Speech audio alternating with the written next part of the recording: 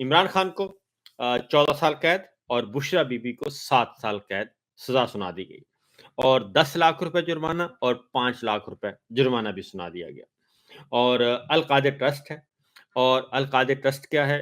एक यूनिवर्सिटी है, प्राइवेट तालीमी इदारा है, ट्रस्ट है, खैराती इदारा है और मुफ्त चलता है। मुफ्त दीनी तालीम, दुनियावी तालीम, सीरतुन नबी सल्लल्लाहु अलैहि वसल्लम की तालीम वहाँ पे दी जाती है। तलबा और तालिबात वहाँ पे पढ़ रहे हैं, मुस्तहिक तलबा भी पढ़ रहे हैं, पैसे दे के भी पढ़ रहे हैं और एक मुफ्त तालीमी इदारा जो है वो कायम किया गया। ट्रस्ट है, जैसे बाकी ट्रस्ट होते हैं, खैराती इदारे होते हैं, फलाही इदारे होते हैं। इमरान खान साहब ने ये फैसला हंसते मुस्कुराते हुए सुना और बैरिस्टर गौहर ने बताया कि जब जज ने फैसला सुनाया तो इमरान खान हंस पड़े।